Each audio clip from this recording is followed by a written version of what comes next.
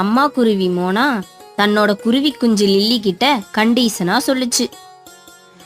Lily செல்லம், ரெக்க முளைச்சிடுச்சுன்னு நினைச்சு வேற எங்கேயும் பறந்து போயிடாத. அம்மா உனக்காக இறைய தேடி போறேன். நான் வர்ற வரைக்கும் சமத்தா கூட்லயே இருக்கணும், புரிஞ்சுதா? சரிம்மா, பத்திரமா போயிட்டு வாங்க. வரும்போது எனக்கு பிடிச்ச மாதிரி நிறைய தானியங்களை கொண்டு வரணும். தாய் குருவி மோனா பறந்து போனதும் லில்லி கூட்டை விட்டு பறந்துச்சு. அம்மாவோட கண்ட்ரோல் தாங்க முடியல. எனக்கு தான் ரெக்க முளைச்சிடுச்சு. சுதந்திரமா பறக்க வேணாமா? அம்மா திரும்பி வர்றதுக்குள்ள 1/2 கிலோமீட்டர் பறந்துட்டு வரேன். அப்பதான் எனக்கு எனர்ஜியா இருக்கும். ஏ லில்லி, இந்த மரத்தையே ஏன் பார்த்துட்டு இருக்க? உங்க அம்மாவுக்கு தெரியாம வந்துட்டியா? சீக்கிரமா கூட்டுக்கு போ. சரி அங்கிள், நான் போறேன். ஆனா இந்த மரம் நான் தான் கண்டுபிடிச்சேன். இன்னில இருந்து இந்த மரம் எனக்கு தான் சொந்தம். இதுல பழுக்கிற பழத்தை எல்லாம் நான் தான் சாப்பிடுவேன். வேற யாரும் சாப்பிடுறதுக்கு விட மாட்டேன். லில்லி குட்டி, இது இலவ மரம் தங்கம். இதுல வர காயெல்லாம் பழுக்காது.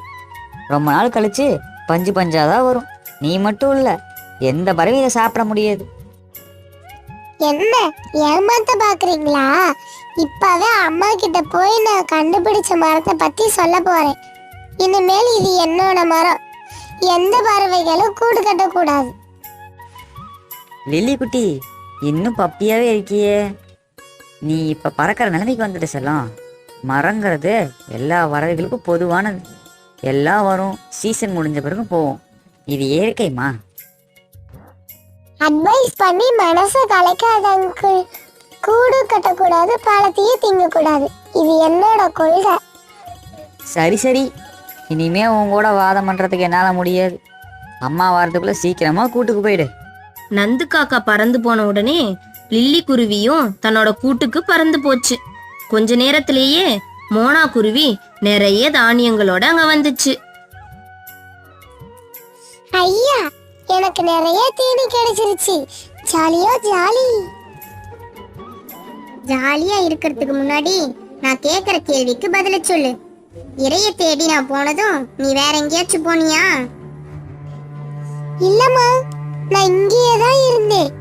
வெளியே எங்கேயும் பறக்கவே இல்லை. அம்மா கிட்டயே போய் சொல்றியா? தானியங்களை சேகரிச்சுட்டு திரும்ப வந்தப்ப நந்து மாமா எல்லா விவரத்தையும் சொல்லுச்சு. மரத்தை உரிமை கொண்டாட முடியாதுன்னு சொன்னதுக்கு அப்புறமும் எதிர்த்து பேசிட்டு வந்திருக்க. அதிகமா செல்லம் கொடுத்து வளர்த்துட்டேன், அதான் வாய் ரொம்ப நீளுது. சாரிமா, உனக்கு தெரிஞ்ச என்ன திட்டுவேன்னு பயத்துலதான் உண்மையை சொல்லல. தப்புதாம்மா, மன்னிச்சுக்கோங்க. ஆனாலும் நான் கண்டுபிடிச்ச மாதிரி எனக்கு தானே சொந்தம். அதுக்கு உரிமை கேட்கறதுல என்ன தப்பு இருக்கு? மன்னிப்பு கேட்டதுல ரொம்ப சந்தோஷம் செல்லம். நமக்கு மேல பெரியவங்க சொல்ற ஒவ்வொரு ஆலோசனையும் கச்சிதமா இருக்கும். நந்து மாமா யாருக்குமே கெடுதல் செய்யாது. இங்க பெருசா வளர்ந்து நிக்கிற எல்லா மரமும் எல்லாருக்குமே சொந்தம். உனக்கு இந்த மரம், எனக்கு இந்த மரம்னு எல்லாம் போட்டி போடக்கூடாது. அப்படின்னா நான் கண்டுபிடிச்ச மரத்தோட பழங்களை சாப்பிட முடியாதா? இலவ மரத்தோட காய்கள் பழுக்காதுன்னு நந்து மாமா சொல்லியும் இன்னமும் அடம் பிடிச்சிட்டு இருக்கியே செல்லம். சரி சரி, இது சீக்கிரமாவே நீ புரிஞ்சுக்குவ. காய்கள் பழுத்தா எல்லாமே உனக்கு தான். நிம்மதியா தூங்கு. இப்படி சொல்லி லில்லி கொஞ்சம் தூங்க வச்சுட்டு உடனே நந்து காக்கா கிட்ட பறந்து போச்சு மோனா குருவி.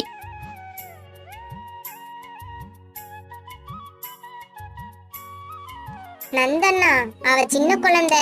உங்களை எதிர்த்து ஏதாவது பேசி இருந்தா மன்னிச்சுப்போங்க. இலவ மரத்தோட காய் பழுக்காதுன்னு நானும் சொல்லி பார்த்துட்டேன், கேட்க மாட்டேங்கிறா. இந்த காலத்து பிள்ளைங்க எதுவுமே காதல வாங்கிக்காதங்க தங்கச்சி. எல்லாம் பட்டாதான் விளங்கும். கவலை வீடுமா. இலவங்காய் வெடிச்சு வெளியே வர்றப்பதான் லில்லிக்கு தான் செஞ்ச தப்புன்னு உணருவா. எனக்கு எந்த வருத்தமும் இல்லை. கவலைப்படாம நிம்மதியா கூட்டுக்கு போமா. நந்து காக்கா கிட்ட இருந்து பறந்து திரும்பவும் கூட்டுக்குள்ள வந்து மனசு தெளிவோட உறங்குச்சு மோனா குருவி. அடுத்த நாள் காலையில எந்திரிச்ச லில்லி குருவி காய் பழுத்துருச்சான்னு பார்த்துட்டு திரும்பி வந்துச்சு. என்னடா தங்கம், சீக்கிரமா வந்துட்ட. காய் பழுத்துச்சா இல்லையா? இன்னும் இல்லம்மா. எந்த காயும் உடனே பழுக்காது தங்கம். அதுக்கு குறைஞ்சது 1 மாசமாவது ஆகும். எத்தனை மாசம் வேணாலும் ஆகட்டுமா, அது வரைக்கும் தினமும் போய் பார்த்துட்டு தான் வருவேன். அந்த மரம் என்னோட மரம், பழங்கள் எல்லாம் எனக்கு மட்டுமே சொந்தம். அதான் ஏற்கனவே சொல்லிட்டே குட்டிமா, அந்த மரத்தோட பழம் எல்லாவும் உனக்கு தான். யாரும் போட்டிக்கு வர மாட்டாங்க. சாப்பிட்டு தூங்கு. அம்மா வச்சிருந்த தீனியை சாப்பிட்டு கூட்டுல தூங்குச்சு லில்லி குஞ்சு. அடுத்த நாள் விடிஞ்சதும் எந்திரிச்சு பறந்து போய் இலவங்காய் பழுக்கலைன்னு தெரிஞ்சு ஏமாற்றமா திரும்பி வந்துச்சு.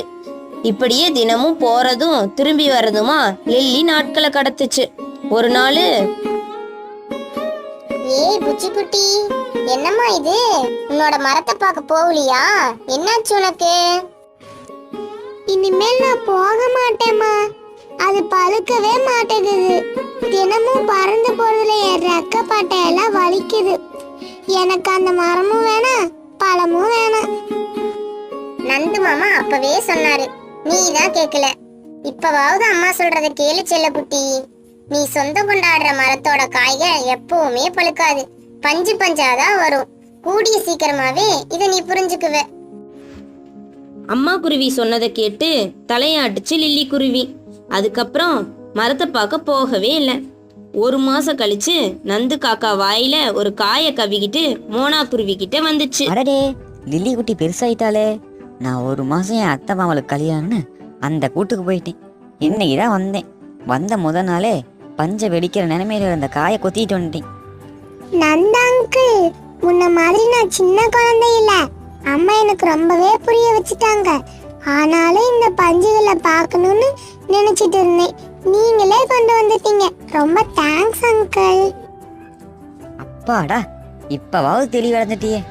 இந்த காஞ்சு போன காயை நான் கொத்தி பஞ்ச வெளியே பறக்க விடுறேன் பாரு. இப்படி சொல்லி நந்து காக்கா கொத்துனதும் வீசின காத்துல பஞ்செல்லாம் வெளியே பறந்துருச்சு. ஐயா, சூப்பரா இருக்குது. லில்லி குட்டி, இந்த பஞ்சுல உனக்கு தலகாணி செஞ்சுதானே, நீ தூங்குறதுக்கு செம்மையா படுத்துக்குவ. நந்தண்ணா, ரொம்ப நாளைக்கு அப்புறம் இப்பதான் லில்லி முகத்துல சந்தோஷத்தை பாக்குறேன். அதுக்கு நீங்க தான் காரணம். இதுக்கு நன்றி சொல்லியாகணும். நன்றி சொல்லி என்ன அநீதிப்படுத்தாதா தங்கச்சி. லில்லி குட்டி தலகாணி செஞ்சு தரது மட்டும் இல்லாம என்னோட தங்கச்சியான உனக்கு இலவம் பஞ்சுல மெத்த செஞ்சு தர போறேன். இப்ப ஹாப்பி தானே? ஹாப்பியோ ஹாப்பினா அங்கிள், இப்ப நான் வளர்ந்துட்டதானே, வேற ஒரு புதுசா மரத்தை கண்டுபிடிச்சு சொந்த கொண்டாட போறேன். என்னது, மறுபடியும் கண்டுபிடிக்க போறியா? ஆளை விடுமா மவளை.